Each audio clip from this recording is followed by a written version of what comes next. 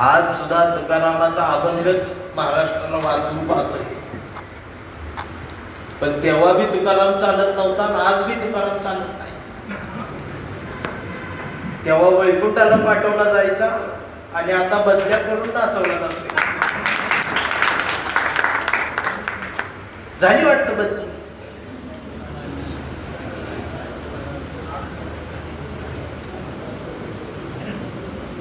त्यांनाही माहित आहे यांची बदली झाली तर कोण उभं राहणार आहे. सगळी जाती जाती भांडायला लागली.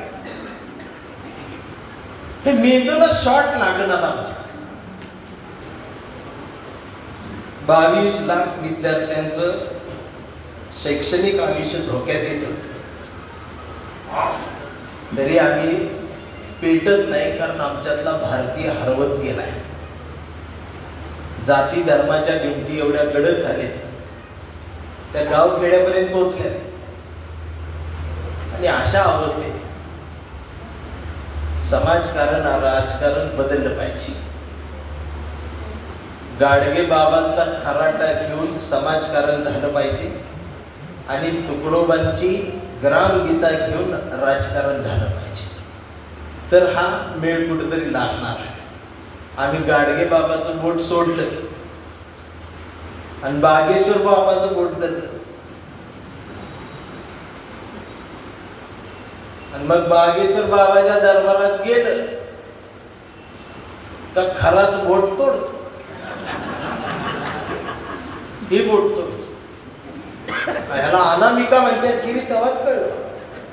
या आधी म्हणायच करंगळी जवळचं बोट. ह्याला सुद्धा एवढं सुंदर नाव आहे. ती तोडतंय.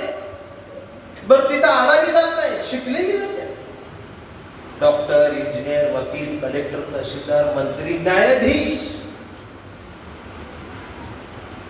जे 95% मार्क पडत होते त्यांना, आणि ते आम्हाला चिडवते. तुम्ही आरक्षणात साहेब का? पण ठीक आहे, आम्ही आरक्षणात झालो, पण तू 95% मार्क मिळवून सुद्धा ओशनूचेल प्यायला गेलास. म्हणजे तू साहेब झालास पण माणूस नाही झाला. शहाणपण येण्यासाठी फुलेशाह आंबेडकर. आणि असं बोलल्या मला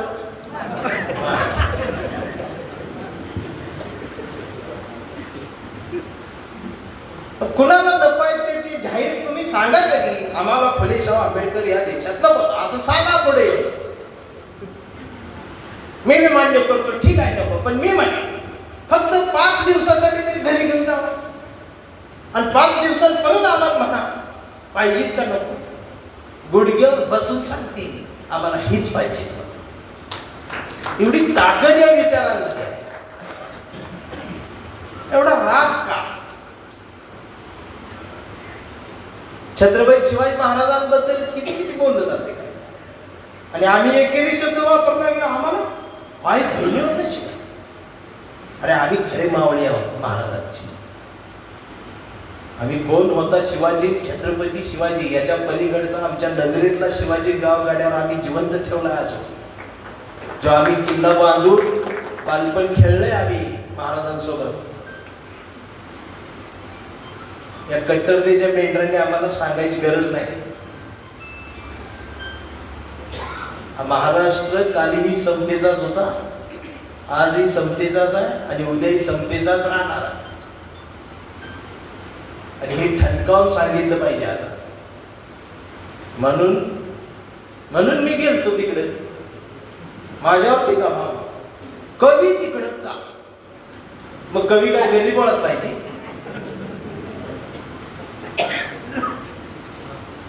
माझं काय होईल माहित नाही, पण माझी कविता आता राजकारणात असेल आणि ती मेन स्टेज आहे ही मला कळले आता. तिथनं डायरेक्ट घराघरात जाते.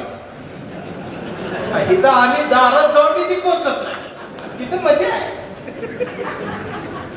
कुठं पर्यंत गाव इथं कवी संमेलन घ्यायचं, साहित्य संमेलन घ्यायचं, कविता सादर करायला कवीच, ऐकायला कवीच.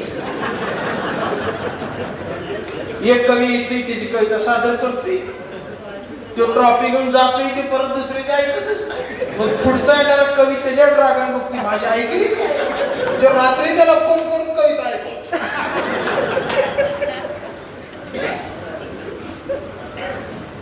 आणि फेसबुकवर घेऊ संविधानावर कविता लिहायची, राजकारणावर कविता लिहायची, भ्रष्टाचारावर कविता लिहायची. त्याला वाटते मी चळवळीत आहे. ती कविता शेअर होते, ती मी कवीच कवीला शेअर करतो, शाबास म्हणते, क्या बात आहे म्हणते. मग ती कविता अभ्यासक्रमात किती आहे, त्या अभ्यासक्रमात येतात त्यातलं मेन पॉइंट काढून टाकायला होते. मग राहते फक्त गुळच.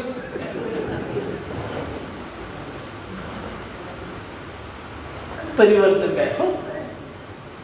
मला आली संधी, मी गेलो. आणि मी उद्या ट्रम्पने बोलवलं तर तिकडे जाणार. त्याला काय करायचं.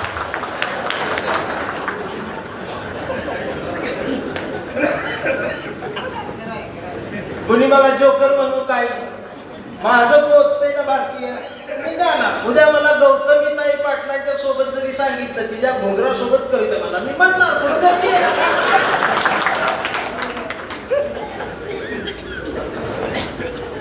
का म्हणायची नाही. आजपर्यंत राजकारणात नव्हती कविता, राजकारणावर कविता. मी राजकारणात नसेल पण माझी कविता राजकारणात असेल. आणि स्टेज कोणाचं बी असो, माझी कविता हीच असेल. बाटली कुठली बी असो, औषध माझं असणार. मग ती इंजेक्शन मधनं द्यायचं का सलाईन मधनं द्यायची ही मी ठरवी.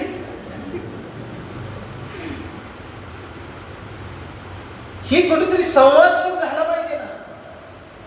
आज गाव खेड्यावरती ते पोहोचल्यामुळं गावातली सगळ्या जाती धर्मातली पोरं एकत्रित येऊन, शिवसैनिक भीमसैनिक सगळे एकत्रित येऊन चहा प्यायला लागले. एवढेच काय, मला सत्तेत असणाऱ्या पक्षांच्या आमदारांचे कार्यकर्त्याचे सुद्धा फोन आले. ते म्हटले अजून जरा बोलायचं होतं आमच्या बी निष्ठेवर. म्हणजे तुमच्या पक्षात तुमच्या बी निष्ठा म्हणतात. त्यांचं किती आला. मी बाहेर येऊन उरावर बसते, हे डायरेक्ट मंत्री होत्या, ह्यो बसला असा. आणि असं बोलल्यावर मला काय का सांग मला. गाव खेड्यावरचा जो या महाराष्ट्राच्या प्रत्येक पक्षाचा एक कार्यकर्ता आहे, तो कार्यकर्ता हिरमुसल्यासारखा झालेला आहे.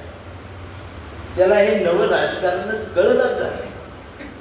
विकासाचं राजकारण, त्याच्यापेक्षाही धार्मिक राजकारण बघून ती येडं झालंय. त्याला नेमकं समजणं झाली की मी काय करू. म्हणजे रस्त्याला असा खड्डा असतो आणि त्याच्या पुढे 15 फूट अंतरावर एक बॅनर असतो आणि बॅनर नगरसेवकांना लावलेला असतो.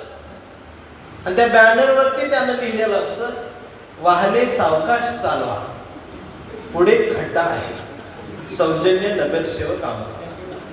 मग रोज आम्ही गाडी हळू करतोय, असं बॅनर दिसते, बोट दिसते, नगरसेवक किती काळजी घेते, खड्ड्यात हळूच बाहेर जातो.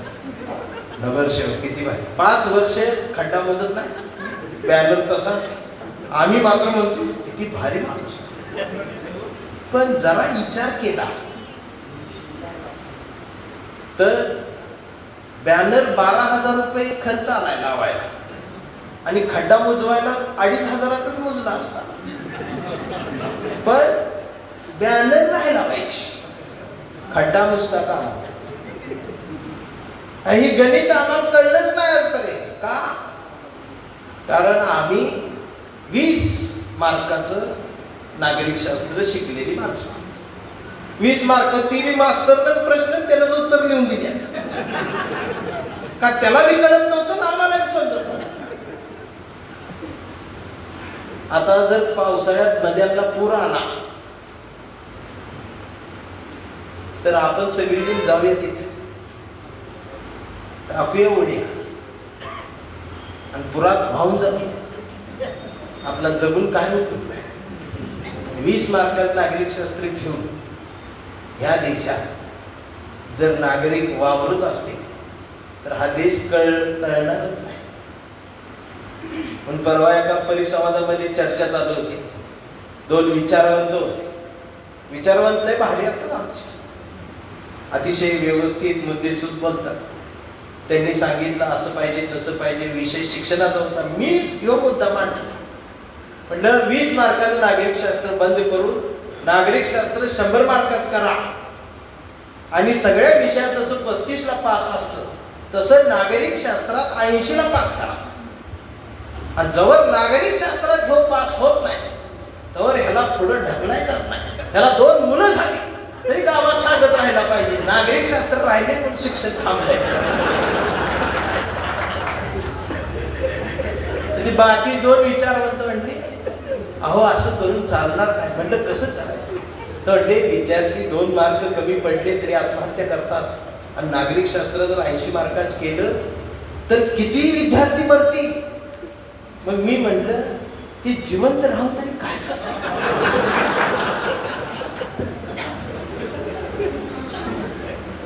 आणि असं बोलले मला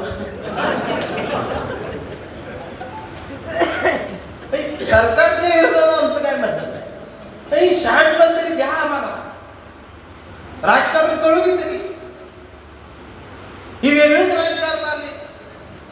अचानक गुवाहाटीला 40 जण जाते, अचानक 6 जण जयपूरला जाते.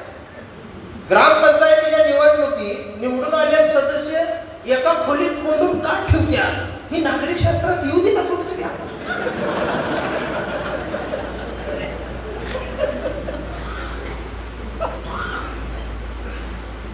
आणि ह्यालाच राजकारण जर म्हणत असाल तर मग अवघड आहे. शहाण्या माणसांनी सुद्धा याकडे बघितलं पाहिजे. आणि राजकारण ही आमच्या आयुष्याशी थेट कनेक्ट असतात. प्रशासन, समाजकारण, एखादा गरीब शेतकरी, कष्टकरी, वंचित माणूस ज्यावेळेला एखाद्या ऑफिसात जातो आणि त्याला कुठलाच आधार नसतो, कोणाचा नंबर त्याच्याकडे नसतो, ना नगरसेवक माहीत असतो ना कोणी माहीत असतो, त्याचा कसलाच वशिला नसतो, त्याचं काम महत्वाचं असतं, त्यावेळेला तिथल्या अधिकाऱ्यानं त्याला ग्लास भरून पाणी दिलं, त्याला बसून आधार दिला आणि कसलाच वशिला न बघता फक्त त्या माणसाची अवस्था बघून त्याचं काम जर करून दिलं तर अधिकाऱ्यांनो संध्याकाळी स्वाभिमानाची झोप लागेल. तुम्ही का ऑफिसर झालाय त्याचं उत्तर तिथे मिळेल. पण आता क्लास 1 अधिकाऱ्याचं ऑफिस 6ला सुटतंय, पण 6ला ऑफिस सुटलं तरी क्लास 1 अधिकारी ऑफिस सोडत नाही. 6 नंतर मग दुसरी बैठक येते, मग रात्री 10 वाजेपर्यंत नोटा, त्याचा हप्ता त्याचा हप्ता. ही राजकारण कळू दे. म्हणून तुकाराम मुंडेंची सारखी बदली, कारण ती 6 नंतर ऑफिस मध्ये बसत नाही, ती नोटा मोजत नाही. आणि असला अधिकारी कोणाला परवडत नाही. असला अधिकारी फक्त आम्हाला चालतो, सर्वसामान्य. आणि असं बोलले आम्हाला ही कट्टरता जी आली ती थांबली पाहिजे. शहाणपण येणं गरजेचं आहे. अहो या पिढ्या जातील, तुम्ही आम्ही निघून जाऊ,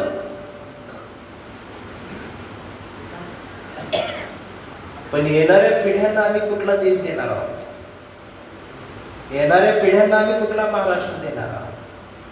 की फक्त बोलण्यातच आमच्या फुले शाहू आंबेडकर आहेत, की फक्त बोलण्यातच आमच्या छत्रपती शिवाजी महाराज आहेत? काय नाही, सगळं पाहिजे, फक्त उघड्या डोळ्याच पाहिजे. म्हणजे देवावर श्रद्धा सुद्धा कशी असावी? ते मोबाईलवर बघते ती शिकलेली माणसं आणि डोळे बारीक करून मोबाईल बघते ते पाया पडते. मी म्हटली ही काय आहे? तर मला दाखवतो. म्हटलं निसर्ग चित्र आहे. तर म्हणते 70% डोळे बारीक करा. मी केले. मला वाटते स्वामी दिसते. म्हटलं दिसले. पडा म्हटला पाया. 70% डोळे बारीक करून तुम्ही स्वामी बघायला लागले तर मग खरा बोट तोडतो. म्हणून खराच्या दारात जाऊन भविष्याचा हात दाखवून आयुष्याची वरात काढून घेण्यापेक्षा फुले शाहू आंबेडकराच्या परातीत समतेची परिवर्तनाची भाकरी दमदारपणानं भासता येते, हा या विचारांचा सांगावा कालही पोहोचता झाला, आजही पोहोचता झाला पाहिजे आणि ही उद्या अखंड चळवळीचा धरा वाहता राहिला पाहिजे। यासाठी तुम्ही आम्ही 70% डोळे बंद करून नाही तर 100% डोळा उघडा ठेवून आम्हाला जगता आलं पाहिजे, ही या आजच्या समाजाची गरज आहे। आता माझं एवढं बोललेलं भाषण 20 सेकंदाचं, ती जी ट्रोल करणार असते ती परत परत ऐकते, पण त्याला यातलं काही कळत नाही, त्याला काय कळत नाही म्हणून ती शिकतात।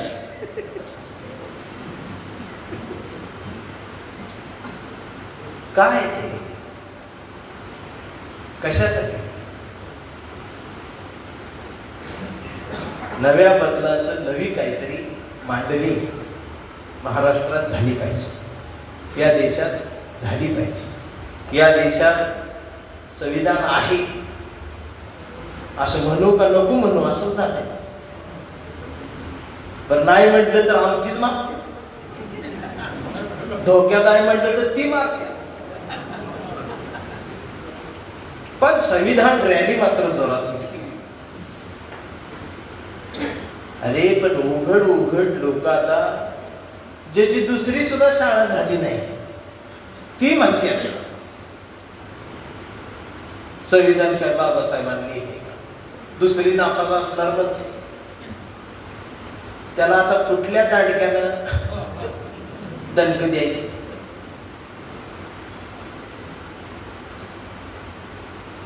म्हणजे आज ही जातीयत आहे। आता असं बोलल्यावर काय काय म्हणते, मग आरक्षण बंद करा। मी म्हणतो कशाला पाहिजे, करा बंद।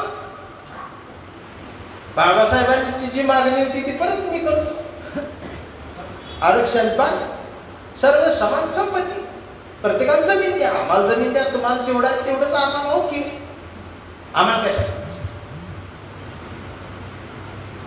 जोपर्यंत तुम्ही आम्हाला माग या कॅटेगरीने जर नजर असेल कसं व्हायचं?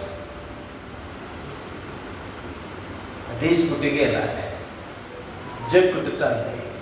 मी खरं सांगा, शिकलेल्याला जेवढं माणूस पण कळत नाही तेवढं गाव गाड्यावरती मेंढर शेरड जनावर जी राखते का ती सुद्धा पाहिजे तिथं थांबते, पण ते तांब्यावर पाणी द्यावं, घरदार काय बघत नाही, तांब्यावर पाणी पिऊन परत म्हणते आहेत का चुना वाढलाय बसतय, मग ती तंबाखू देणार नुसता तंबाखू देत नाही, ते म्हणते काळाच्या होती की ते हो दे, नुसत्या काळाच्यावर थांबत नाही। बायको मध्ये राहिले चपाती आहे त्या बायको ते शिडी आहे आणि गावागाड्यावर बसून खाते, आणि मग ती म्हणते कटल्या जात का ती कुठं आपल्यात असते। इथं एवढा सलोख आहे आणि त्या 35 मजली बिल्डिंग मध्ये जातीयवाद आहे। ती म्हणते ती पांढरा पट्टा मारला होता डोक्याला,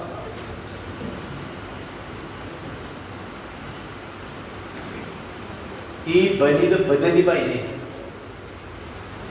म्हणून कवितेच्या ओळी येतात की सारे धर्म ग्रंथ वाचले, पान चाळताना फक्त एवढीच चूक झाली, बोटाला जिभेवर न्यावा लागला, मी धर्मालाच धक्का लावला आणि मी मानून चाललो। परवा घर रंगवताना रंगांचीच फार भीती वाटली, लोक हरामी, घराचा रंग बघून माणसाची जात ठरवतात, म्हणून मी अख्खं घरच पांढरशुभ्र केलं, मी जातीलाच चुना लावला आणि मी माणसात आलो, की माणसात येणं आज गरजेचं आहे। आणि असं बोलल्यावर मला लय मारते, पण भारत गरजेचा आहे, ही माती गरजेची आहे, त्याच्यासाठी कविता महत्वाची, पाखरांच्या चोची मधला घास व्हावी कविता, पहिला आणि शेवटचा श्वास व्हावी कविता, कोसळावेत थेंब भुईत मातीचा वास व्हावी कविता, उगवावा पिंपळ एक प्रवास व्हावी कविता, त्याच पिंपळाच्या सावलीला मानवतेचे गीत गाणारी बुद्ध व्हावी कविता, मी करावे पाखरांच्या हवाली तिला मग शुद्ध व्हावी कविता, हिंदूंच्या कंठामध्ये सलाम अलिकम सलाम व्हावी कविता, मुस्लिमांच्या भाळावरचा नाम व्हावी कविता, मंदिर मशीद बांधणाऱ्यांच्या कपाळाचा घाम व्हावी कविता, इंद्रायणीत तरलेला तुकाराम व्हावी कविता, आणि या देशाच्या मातीत विज्ञान पेरणारी अब्दुल कलाम ही व्हावी कविता.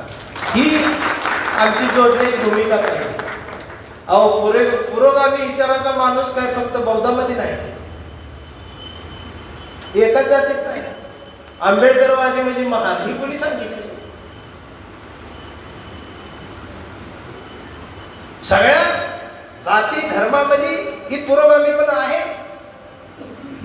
एवढंच काय मी धाडसानं खरं सांगतो, या महाराष्ट्राचे मुख्यमंत्री देवेंद्रजी फडणवीस साहेब यांच्या एवढा पुरोगामी कोणच नाही. तुम्ही त्यांच्या पत्नीकडे बघा, अमृतात आहे का, आता जे पाहिजे ती करतात. एवढं स्वातंत्र्य ह्यो खरा पुरोगामीच देऊ शकतो. आणि ही जी पुरोगामीपणाची व्याख्या करतात आणि फिरतात ना डुप्लिकेट वाली, यांच्या घरातल्या बायका पदरात असत्या, दार लावून ठेवते, बॅनरवर फोटो सुद्धा छापू देत नाही. आता असं कौतुक केलं आमची, खरं बोललं पाहिजे ना, ते फ्रीडम आहे, त्यांचं ते स्वातंत्र्य दिलेलं. या गोष्टींकडे पण आम्ही बघितलं पाहिजे. मला सवय नाही, ज्याच्याकडे चांगलं आहे ते चांगलं मी घेतो, ते बी आवडतात मला, त्यांचा अभ्यास त्यांचं भाषण. पण ते विरोधी पक्षाचं असल्यावर जास्त आवडतं, सत्तेवर असलं नाही आवडत. पण त्यांचं लय डोकं वेगळंच चालतं. इकडं असले की ती सत्तेत आल्यावर घाम पडते. विरोधी पक्ष नेता कसा असावा, तर आमच्या फडणवीस साहेबांसारखा महाराष्ट्रात आपल्याला वैभव आहे, ते आम्ही विरोधी पक्षावरच पाहण्यात धन्यता मांडली पाहिजे. आता हे ऐकून ती खुश होणार, पण त्याला कळणार नाही की काय बघतो.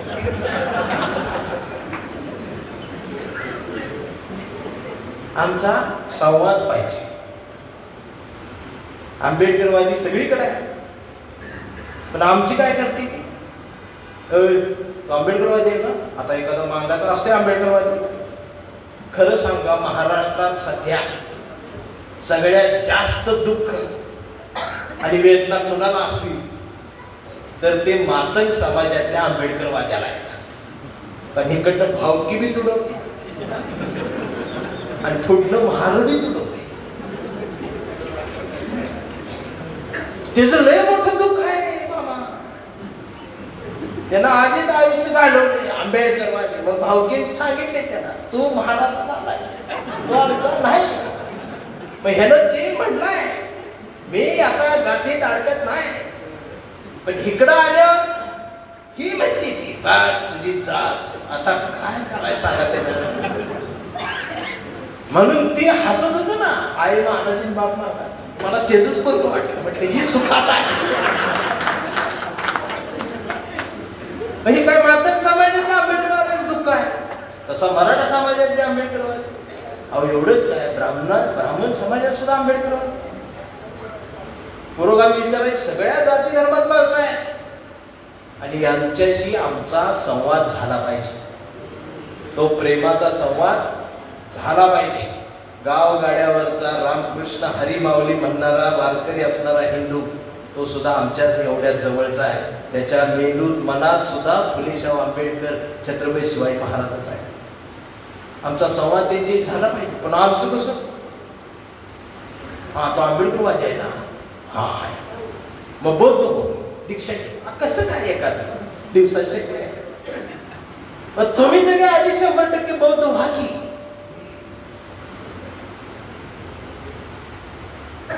खोटं नाही सांगत, घरात घुसलो तर 100 मधल्या 80च्या घरात देवा बाहेर काढे. जास्त चौकातून बोंबलायचं नाही.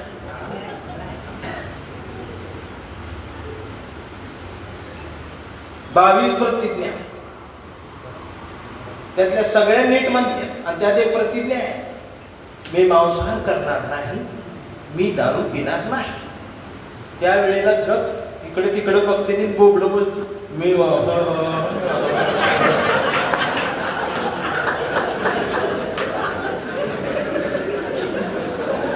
आणि असं बोललं मला, मी काय एकाच्याच कट्टर नाही, येडी आणि आहे कळलं काय 100% भाऊ. ते आता जागा लावतो म्हणून पेट तिथं आता लावायला जागा लावून अगरबत्ती पेट, तिथं सुद्धा आमच्या अगरबत्ती धरती ती नाशी वावण कितीच.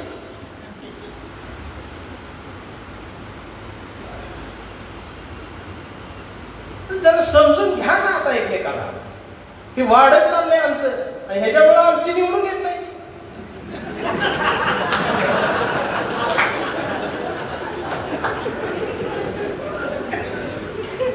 आणि हे आमच्या कार्यकर्ते दुःख आहे, मी मला माहित आहे. आता आमचा कार्यकर्ता उभा केला जातो, पण ते निवडून यायला नाही, पुन्हा तर पाडायला उभा केला. मग त्याला काय करायचं, आयुष्यभर हेच करायचं. आणि दर निवडणुकीला 2 लाख घ्यायचं का बसायचं. पण आता आमचा कार्यकर्ता गेला गणपतीच्या आरतीला, लोक आमची त्यानं वापस बदलला, आज कसं काय.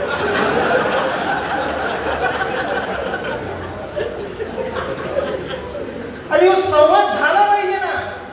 आता बास करा रे, मंदिर पाहिजे, आरती पाहिजे, मशीद पाहिजे, नमाज पाहिजे, चर्च पाहिजे. अरे देश आहे. तुम्हाला बी एका रात्री बौद्ध करायचं सगळं, त्यांना बी हिंदू राष्ट्र करायचा, ह्यांना बी सगळं हिरवस करायचा, त्यांना निळं करायचा, ह्यांना पिवळं करायचा. काय करायची करा, पण माझ्या तिरंग्याला या देशासह हात लागता कामा नाही. ही माझं सगळ्यांनाच सांगणं आहे. निवडूनच येत नाही आमची. आमच्या तालुका अध्यक्षाला पेट्रोलला पैसे नसते. बोला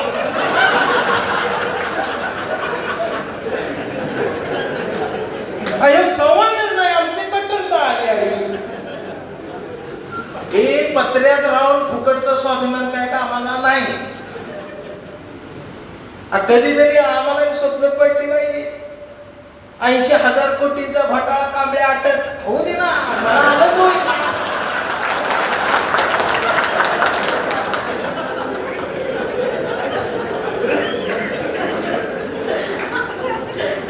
नाहीतर आमच्या कांबळेचा घोटाळा कुठे जयंतीच्या वर्गणीत मार 100 मार. हे घोटाळा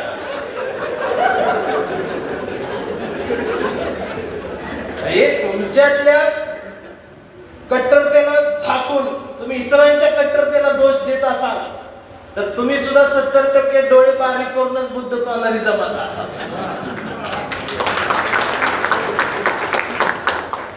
संवाद होऊ द्या ना. इथं सुद्धा संवाद नाही. अहो पहिली लोक म्हणायची मान मान जमात म्हणत आहे, आपणच सगळी एकच असं म्हणणारी माणसं अजून आहेत, जाडाने आहे. पण इथं आल्यावर कसं कोडलंय शिकलेल्यांच्या भोकराच आहे, अंबूज आहे,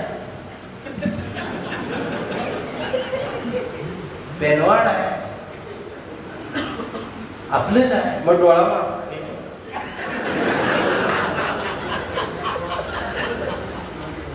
आता नवीन एक कोड लँग्वेज आली अजूनच्या कॉलेजच्या पोरापोरींनी काढल्या, मुंबईत कळली मला. मँगो आणि मॅरी म्हणते. मँगो आम्ही मँगो आहे, ते आम्ही मॅरी आहे. पण मला ते पोरात लई बाहेर काढले. ती म्हणते आई माय मॅरो बाप मँगो. एक नंबर सुका. म्हटलं तू हास, तू फक्त त्याच्यावर हसत नाहीस, आमच्या सगळ्या आयुष्यावर हसतोस.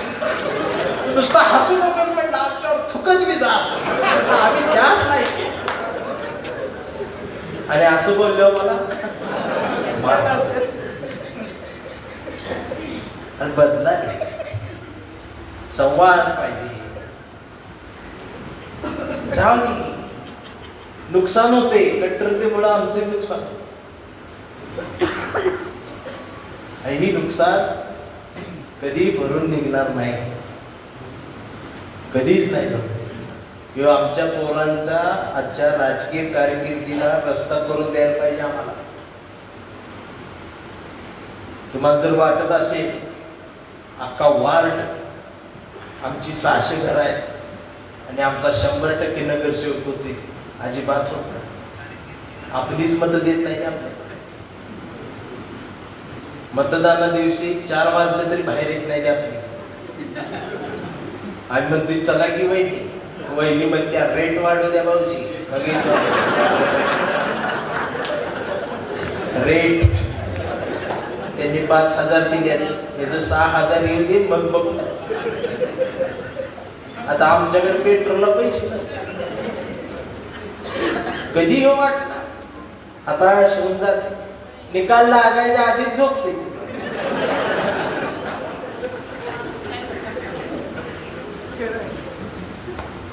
हे बदल करा ना. आणि म्हणून मी आता स्टँडअप कॉमेडियन म्हणू दे, जोकर म्हणू दे, मला काय म्हणायची म्हण, इतिहास विसरला म्हणू दे, त्यानं बाप बदलला म्हणू दे, त्यानं आई बदलली म्हणू दे, मला काळ म्हणू दे, मला काय म्हणायची ती म्हणा. पण तो संवाद होणं गरजेचं आहे. कारण हा संवाद झाला तर गावगाड्यावरचा सर्व धर्म समभावाचा विचार आणि अखंड भारतानं नटलेल्या परंपरांचा विचार हा जिवंत राहणार आहे. जर संवादच राहिला नाही, कट्टरता वाढली तर देश धोक्यात येणार आहे. उजाडलेल्या देशातला उजेड धोक्यात येणार आहे. आणि हा उजेड धोक्यात आला आणि अंधार वाढला तर या अंधारात जाऊन पणती पेटवणारा, ज्योत पेटवणारा दुसरा शाहू राजा महाराष्ट्रात होणार नाही. दुसरा बाबासाहेब इथे येणार नाही, दुसरा फुले इथे येणार नाही. आणि समतेचं स्वराज्य निर्माण करण्यासाठी छत्रपती शिवाजी महाराज सुद्धा पुन्हा येतीलच याची खात्री राहिलेली नाही. म्हणून जाग पाहिजे. आमची गाणी सुद्धा अशी येते, माझी टीका आहे मामा, बामणाचा जावई जादू, मी बामणाचा जावई जाऊन गाणी येते. त्या गाण्यावर चौकात आमची नाचते. ही कट्टर काय जागा असावं, भीमाचं पिल्लू जागा असावं, अयो झोपून आहे.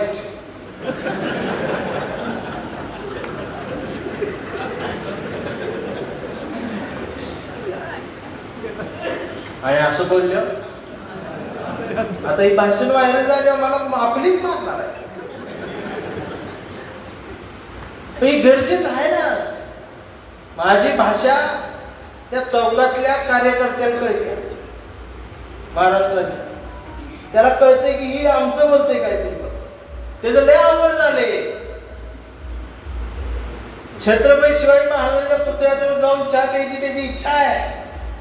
ते आमच्यातला घाबरून जायला झाले. ती म्हणते नको ही आमची नाही तोडून त्यांच्यात गेला असं कसं होईल.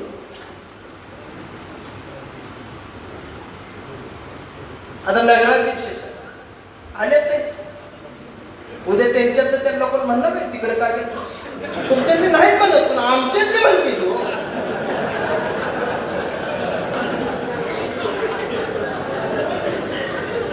आता हे नेता आले का सगळा कार्यक्रम आम्ही त्यांचं प्रेम आमचं प्रेम झालं, त्यांच्यातलं त्यांना कोणी म्हणणार नाही त्यांच्यात काय घेतात. पण मी त्यांच्यात गेलो की आमच्यात चढला, त्यांच्यात काय घेतात. असं कसं चालणार. ते आमच्या येत असतील तर आम्ही त्यांच्यात गेलो पाहिजे ना. हा संवाद झाला पाहिजे. एकमेकांचं दुःख वाटेल कोण आहे आमचं. आज गावात पण मेलं तर अंत्ययात्रेत बॉडी जाताना एकच जात चालल्या. पहिली सगळ्या जाती धर्माची यायची आणि 8-8 दिवस एक बाई रडायची सूर लावून, असा होता गंज असा होता. आता आवाजच येत नाही. स्टेटसवर रडकं शिकवा, बाबा नो मोर, डॅड नो मोर, संपलायची.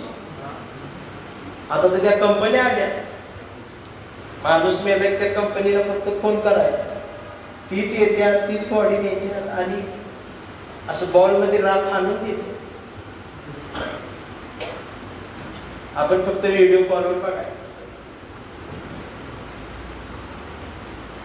कट्टरता संपवा आता. रामकृष्ण हरी माऊली म्हणणारा आमचाच आहे, जय भीम म्हणणारा आमचाच आहे, जय लवजी जय अण्णा म्हणणारा आमचाच आहे. युवक वर्गीकरणात भांडण काही भेटत नसते कधी. सगळ्यांना वाटत असेल आता GR हे आमच्या मराठा बांधवांचा GR निघलाय, GR निघलाय, झाले काय? काहीच नाही झालं. तसंच आमचं गाव लागा आणि असं बोलल्यावर ती मी मला मारते. ते तुमचं तेवढं बोला, आमचं कशाला.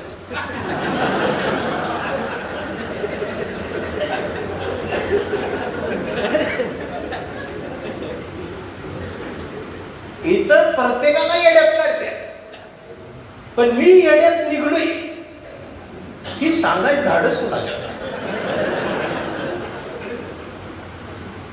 आणि मी बोलल्यावर मग मला म्हणते की खोटं बोलता. खोट नाही, तुम्हाला सुद्धा माहित आहे तुम्हाला येड्यात काढले, यांना येड्यात काढले, पिवळ्याला येड्यात काढले, भगव्याला येड्यात, सगळ्याला येड्यात काढले. कारण 20 मार्क नागरिक शास्त्र आणि ठराविकच होती घेतल्या मीडियम, ठराविकच आहे ना 2-3 आणि तीच सांगत बसतात आणि आपल्याला वाटते हीच खरं. निकाल काय लागत नाही. आता हे 6 खासदार घेतलं, निकाल येऊस तर यांची 5 वर्ष पूर्ण होत्या. कुठली निष्ठा कशाच काय.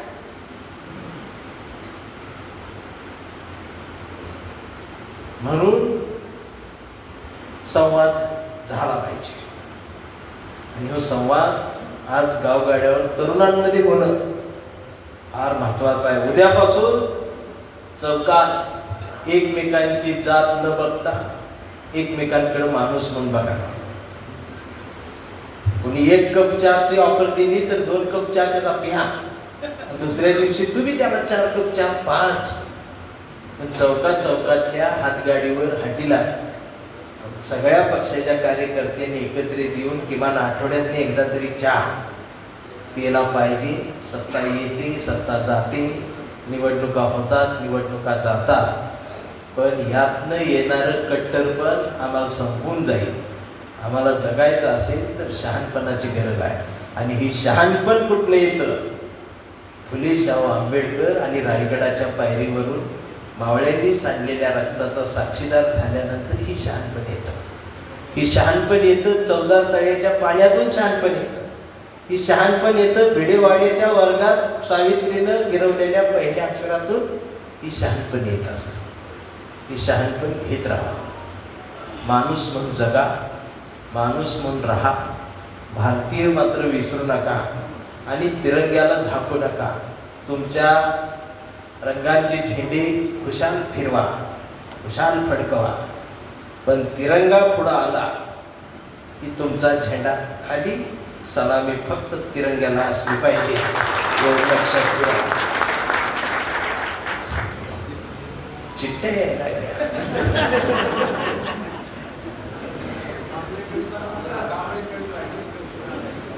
आता ती रोजच ऐकाय घेऊ,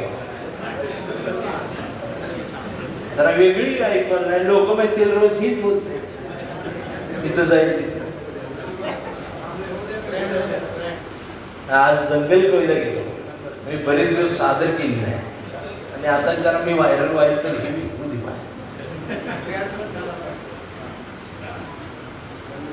कविता आहे दंगल. इयत्ता 7वीच्या वर्गात असतानाची जी गोष्ट, तो दिवस आठवतो अजूनही स्पष्ट. शोएब माझा मित्र होता. घराजवळ घर होतं, काळजाला उघडं दार होतं. त्याची आई माझी आम्ही, माझा बाबा त्याचा अब्बा. रोज ये जा करायचा भाजीचा डब्बा. तो दिवस आठवतो अजूनही स्पष्ट. त्याचा हात माझ्या हातात, माझा हात त्याच्या हातात. पाठीवर दप्तर होतं. आम्ही शाळेत निघालो तेव्हा चौकातली दुकानं धडाधड बंद झाली आणि रक्त बंबाळ डोक्यानं माणसं पळत जाताना दिसली. दंगल झाली, दंगल झाली, दंगल झाली. आम्ही घाबरून एका टपरीआड दडलो तेव्हा आम्ही बघितलं, माणसं माणसांना कापत होती, एकमेकांची जात तापत होती. तेवढ्यात शाळेचं गेट बंद होताना दिसलं. तसा शोभ्या आनंदानं उड्या मारत बोल्या, काल्या ये दंगल इतनी अच्छी भी होती है क्या? इस दंगल ने तो कमाल कर दिया. स्कूल का गेट ही बंद कर दिया. छुट्टी मिली है, चलना वड्या में जाके मच्छी पकडेंगे. मग आम्ही धावत पळत ओढ्याकाठी आलो तेव्हा ओढ्याचं पाणी लाल भडक झालेलं. लाल भडक झालेल्या पाण्यात पाणावलेल्या डोळ्यांनी पाहत शोएब्या मुलग्या देत बोल्या, कालिया ये दंगल इतनी गंदी भी होती है क्या? ये दंगल दंगल क्या होता है? मी म्हणालो, शोएब आमची माणसं तुम्हाला मारतात, तुमची माणसं आम्हाला मारतात. तसा शोएब्या बोल्या, फिर कालिया आपण भी दंगल दंगलच खेलेंगे, ये दंगल समझ के लेंगे. मी म्हणालो, शोएब दंगल खरी खरी झाली पाहिजे. तुमची डोकी फुटली पाहिजेत, आमची टाळकी फुटली पाहिजे. तू तुझी माणसा, मी मेरे आदमी लाता हूं. तसा शोएबचा हुसेन आला, मोहम्मद आला, असलम आला, माझा राम आला, गणेश आला, सुभाष आला आणि सुरू झाली त्या उन्हाळ माळावर दंगल. तिकडनं दगड इकडं, इकडनं दगड तिकडं.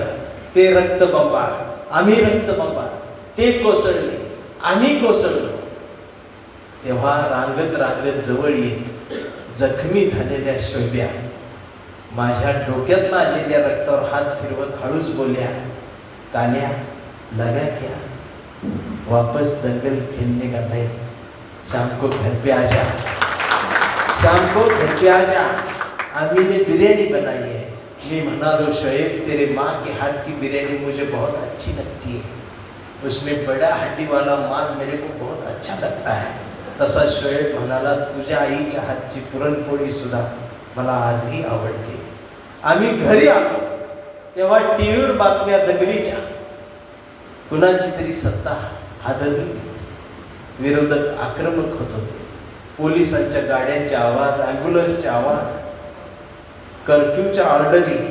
जखमींची संख्या समजत नव्हती, मरणाऱ्यांची कळत नव्हती. आणि गंमत म्हणजे अंगणात टाकलेल्या पलंगावर त्याचा आब्बा आणि माझा बाबा दोघात एक जिली ओढत बसले होते.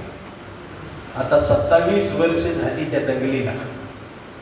माझी मिशी सकट दाढी वाढली, त्याची मिशी सोडून दाढी वाढली.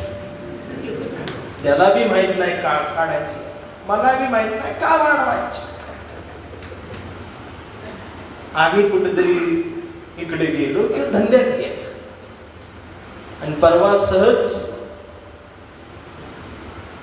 त्याच्या दुकानावर गेलो तेव्हा मटण आणायला. शोएब्या बसला सुरीला धार लावताना आणि पायाखाली बोकड धरताना. ती सुरी, ती बोकड बघून मला आठवली ती दंगल, आठवली ती शाळा, आठवला तो दिवस.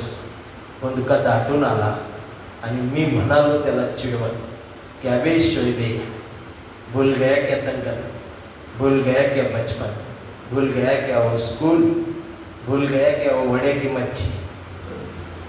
तो साला अभी बड़ा आदमी हो गया, असं म्हटल्यानंतर शिव्या माझ्याकडे पाणावलेल्या डोळ्यांनी बघत रडत रडत बोल्या, काल्या बडे हम नाही, साला ये धर्म पडा हो गया, असं म्हणत बोकडाच्या नरड्यावर सुरी कचकन फिरली आणि ते जात नसलेलं बोकड तडफडून मरत होतं.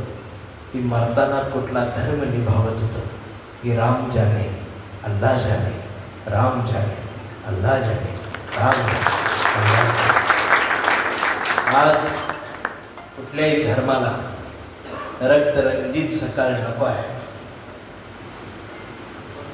आज कुठल्याही जातीला ही भांडण नको आहे. आणि मी खरं सांगू की आमच्या आयांना विचारा, माय मावल्यांना विचारा, या सांगतील तुम्हाला. घरातनं बाहेर गेलेलं तरण ताट पोरग संध्याकाळी घरीच आलं पाहिजे ही वाट बघणारी आई प्रत्येक घरात आज घाबरलेल्या अवस्थेत आहे. कारण चौकातलं राजकारण आणि गावातलं समाजकारण बदलत चाललेलं असताना या आईचा फंदका ऐकून घेणारं सुद्धा कोणीतरी असलं पाहिजे. आणि त्यासाठी माझी कविता 24 तास ड्युटीवर नाही, एक भारतीय म्हणून एवढंच बोलून तुमची रजा घेताना एवढंच सांगतो की हे आभारांचे भार कशाला, सत्कारांचे हार कशाला, मनात एक घरटं बांधूया छत्रपती शिवाजी महाराजांच्या विचारांचं. या घरट्याला दार कशाला, झुळझुळते या फुले शाहू आंबेडकरांच्या विचारांच्या झऱ्याला आपल्याही जगण्याचं पाणी देत राहूया. मिनमिनत्या या सावित्रीच्या दिव्याला आपल्याही अभ्यासाचा उजेड देत राहूया. आणि जोपर्यंत हा पुरोगामी विचार तुमच्या आमच्या मनाला साथ घालत राहील त्याला आयुष्यभर असाच प्रतिसाद देत राहून हा विचार या महाराष्ट्रात, या देशात, या जगात जिवंत ठेवूया. एवढं बोलून थांबतो. जय भारत, जय भीम. या ठिकाणी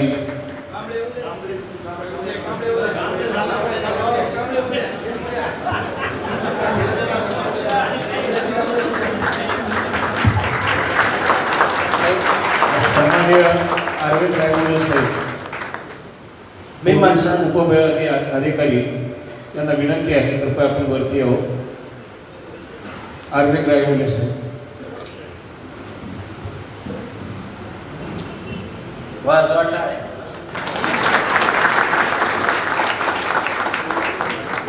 हे खरं सांगा, मी कविता म्हणणारच होतो. मी बी राजकारण केलं. असू द्या. एक कवितेत ऐकायसाठी सुद्धा लोक महाराष्ट्रात गोळा होत्या.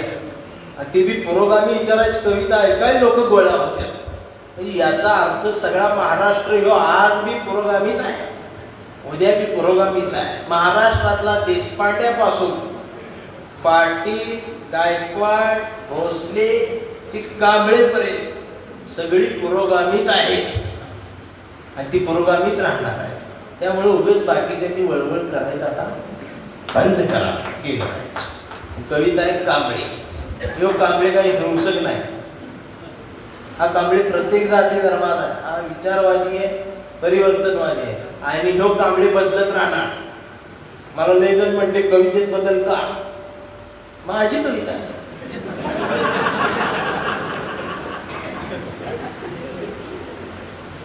सरळ माझी कविता. उद्या त्याच्या स्टेजवर जाईल त्याच्या पद्धतीने कांबळे होणार. कांबळे भगवा काय, कांबळे नाही पण फडकवणार, निळा फडकवणार, पिवळा फडकवणार, काय फडकवायचं फडकवणार. मला जी पाहिजे औषध द्यायचं आहे ती औषध माझं. बाटली बदलत असेल तर बाटलीच्या रंगात कांबळे होणार. आणि मला संवाद पाहिजे आणि रिझल्ट पाहिजे.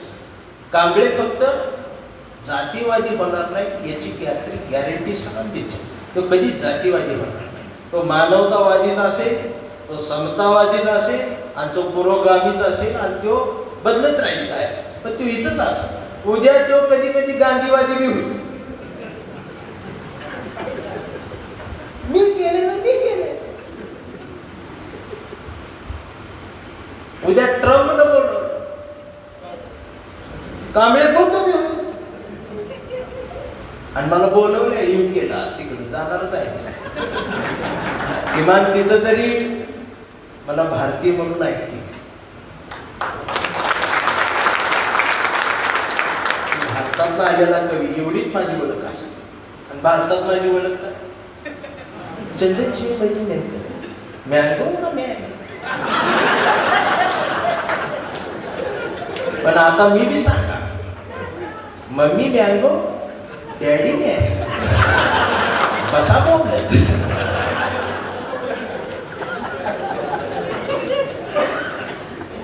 कशात वाटताय? कविता आहे आमचा कांबळे. आमचा कांबळे लय हुशार, कधीच नाही रडला, नुसताच काढला. हा कंडला म्हणजे तो हारला नाही, लढला असं आहे ते. काय काही एडी तुडवला, अभ्यास नसणारी माझ्या व्हिडिओ करते. ती माणूस म्हणून का जिवंत आहेत हेच मला कळणार. की आमचा कांबळे लय हुशार, कधीच नाही रडला, नुसताच काढला. कांबळे शाळेत गेला, मास्तरनं फळ्यावर सरस्वती काढली, पण कांबळेनं पाठीवर सावित्री काढली. पण त्यानं सावित्री काढताना सरस्वती पुसली नाही. ही महत्वाचं आहे तिथे. मला तुडवायच्या आधी ही बी विचार करा. सरस्वती खोडली नाही, पुसली नाही. सरस्वती आहे, पण त्यानं सावित्री काढली. म्हणून मास्तरनं चिडून कांबळेला असा तुडवला. ही म्हटलं सांगायला काय लागले, म्हणून मास्तरनं असा तुडवला. पण कांबळे बी हुशार, नाही रडला, नुसताच काढला.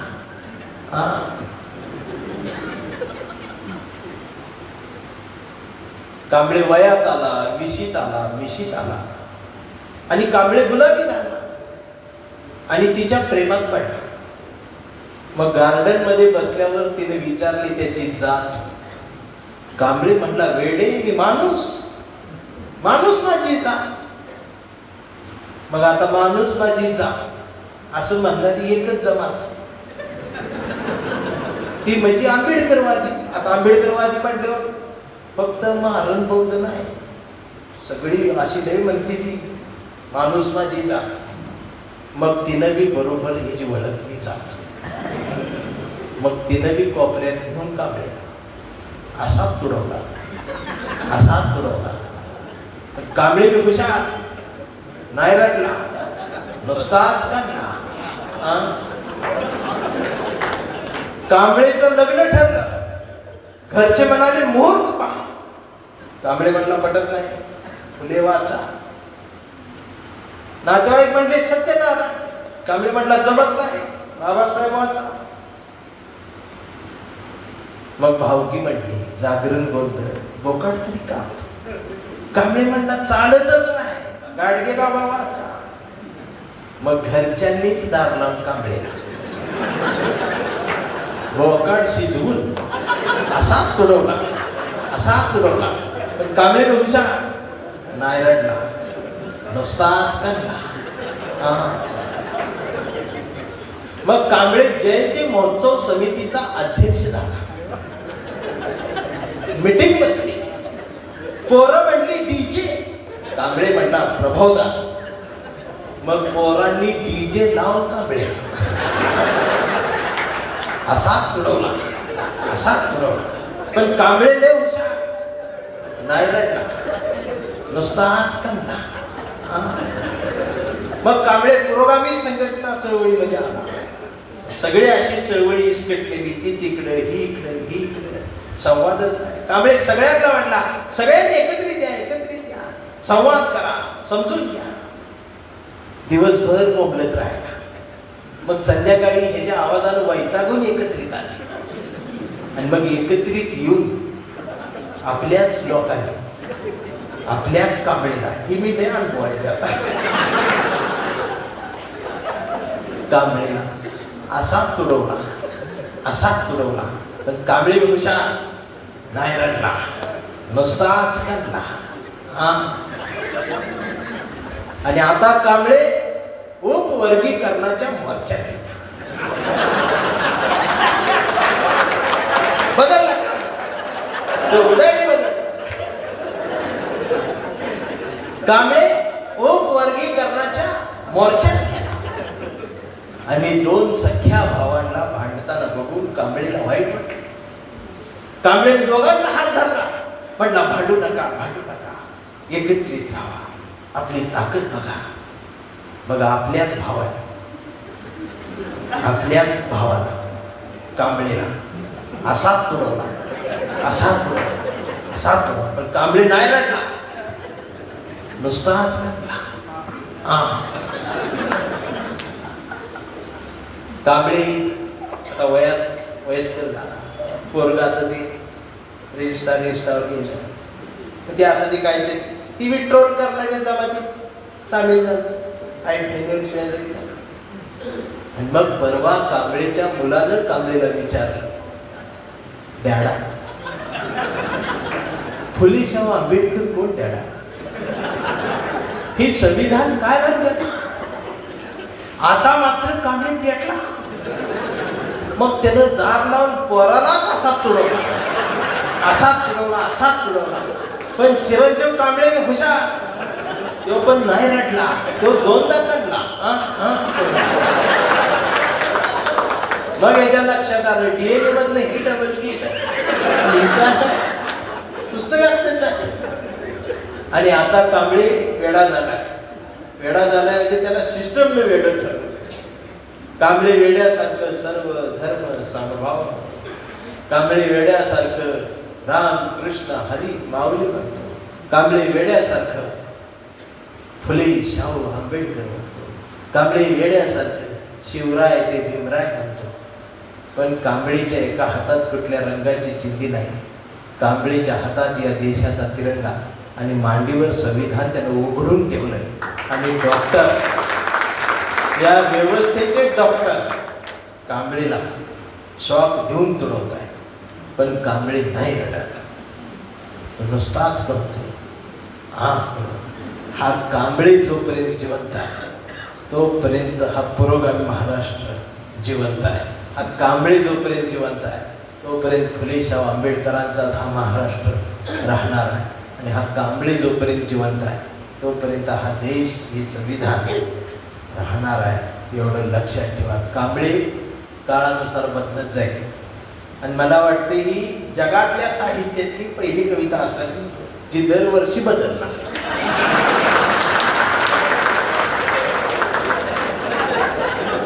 ही छापून ठेवायचीच नाही, हे बदलतच राहणार.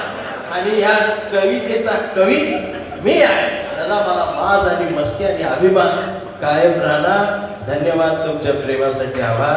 जय भारत. भारत माता की जय.